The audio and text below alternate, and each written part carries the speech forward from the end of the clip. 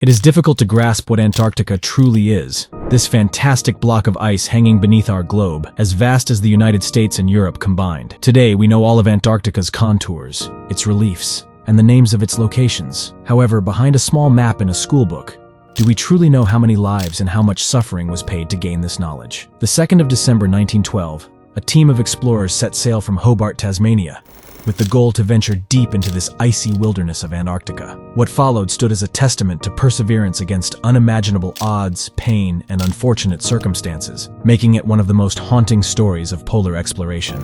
This is the story of the Australasian Antarctic expedition. Back in December 1911, Douglas Mawson, a seasoned geologist and polar explorer, led an early team from Australia to the unknown reaches of Antarctica. Unlike others driven by the desire to be the first to the South Pole, Mawson was fueled by a passion for scientific discovery. Having already made his mark on earlier expeditions, including the first ascent of Mount Erebus and reaching the South Magnetic Pole, Mawson was the natural choice to lead the Australasian Antarctic expedition a year later. His mission was to explore the vast, untouched sector of Antarctica south of Australia. After establishing a base in the windswept Commonwealth Bay, one of the harshest environments on Earth, Mawson prepared for a dangerous inland expedition. He selected 2 men, Lieutenant Belgrave Ninnis and Xavier Mertz, to accompany him on what would become the most perilous journey of their lives. In the lead-up to his harrowing journey, Mawson exchanged heartfelt letters with his fiancée, Paquita Del Pra. In one such letter, Paquita expressed her deep concerns about the dangers he would face. In a poignant and selfless gesture, Mawson responded by releasing her from their engagement, understanding the uncertainty and peril that lay ahead. On November 10, 1912, Mawson, Ninnis, and Mertz set out from Cape Denison with 3 sledges, 16 huskies, and more than 300 kilograms of supplies for a long trek across the ice. The first weeks went well as they covered over 480 kilometers, battling blizzards and dangerous terrain. But Antarctica's true nature was about to reveal itself in the most brutal way. On December 14th, tragedy struck. As the team crossed an ice field, Ninnis, along with a sledge carrying most of their vital supplies, suddenly vanished into a hidden crevasse with some of the dogs. Mawson and Mertz, in shock, rushed to the edge, frantically calling for Ninnis. For 5 agonizing hours, they tried everything to reach him, lowering ropes, shouting into the abyss, but all they heard were their own desperate echoes. The crevasse was measured at more than 45 meters, the length of the rope they lowered in a desperate attempt to save him. Ninnis was gone, along with most of their food, their main tent, and the 6 strongest dogs. The idea that Ninnis could have survived his fall into the crevasse continues to linger, despite the lack of any concrete evidence. Left with only 10 days' worth of rations for a journey that would take at least a month, Mawson and Mertz faced a grim reality. They were stranded in the middle of Antarctica, hundreds of kilometers from safety. Their only option was to survive on what's left, which meant resorting to eating the remaining dogs. Each step became a struggle as they battled the elements and their own deteriorating bodies. Mawson soon fell victim to snow blindness, also known as photokeratitis. It's a painful eye condition caused by overexposure to UV rays reflecting off snow or ice. No masks or goggles among the equipment back then. This condition left him in excruciating pain. His eyes burned as if they were on fire, and Mertz had to apply a solution of zinc sulfate and cocaine just to give him some relief. Progress slowed to a crawl as the pair were now marching through a whiteout, with nothing but endless grayness surrounding them. The 2 explorers began suffering from severe vitamin A poisoning, likely due to consuming their huskies' livers. Livers from dogs are known to contain extremely high levels of vitamin A, which is toxic to humans in large quantities. Their skin began to peel off, their hair fell out, and they were racked with intense stomach pains and diarrhea.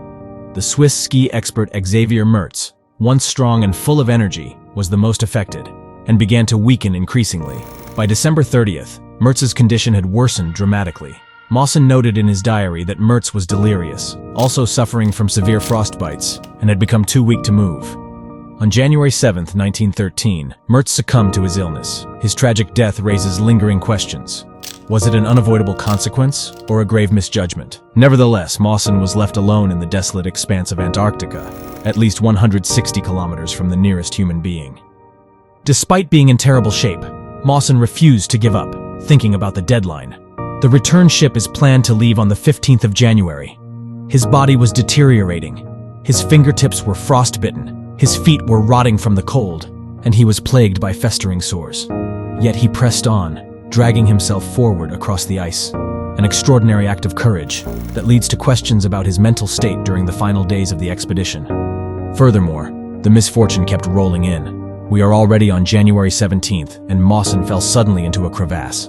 Miraculously, his sledge became jammed in the ice above, stopping his fall. With immense effort, he managed to haul himself out, inch by inch, using a makeshift rope ladder he had crafted in anticipation of such a disaster. Once safe, he remained lying on the ice for an hour, exhausted and in agony, before getting back up to continue his desperate march. As he neared the end of his strength, Mawson faced yet another trial, a fierce blizzard that trapped him in his tent for 5 days. At this stage, his body was ravaged, and he could barely cover 6 kilometers a day. But on February 1st, on a sunny morning, he finally saw the coastline of Commonwealth Bay. On February 8th, 1913, after a brutal and solitary trek, Mawson staggered back to base camp. His ordeal was not yet over. The ship Aurora, which was meant to take him home, had already set off after waiting for him for 3 additional weeks in vain. As the ship slowly vanished from sight, all of Mawson's hopes disappeared. He will be forced to endure another Antarctic winter, alone and sick. Enraged and out of options, he finally reached the base camp, exhausted and battered. Fortunately, 6 men who had stayed behind were still at the camp. They had volunteered by loyalty to their mate to remain another year, in the hope that they might return. They helped Mawson recover from his horrific journey and handed him a letter from his fiancée Paquita. In it, she reaffirmed her unwavering commitment, writing that regardless of the outcome of the expedition, she would wait for him, no matter what. Mawson eventually returned to Australia, where his story became legend. However, his leadership decisions remained divisive, with some believing he should have turned back much earlier to save his team, and questioning whether he navigated the line between bravery and recklessness. Back to civilization, he finally got married to his fiancée, and was knighted in 1914 for his extraordinary contributions to exploration and science. During World War I, he collaborated with both the British and Russian armed forces. After the war, he became a full professor for the University of Adelaide.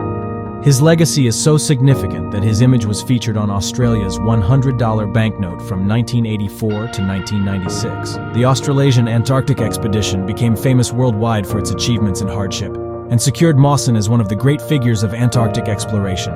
Don't forget to like, subscribe, and ring that bell for more perilous quests. Until next time, stay healthy, stay curious, and remember, sometimes it takes losing everything in Antarctica to realize what really keeps you warm. Determination, a sturdy rope ladder, and a letter from home.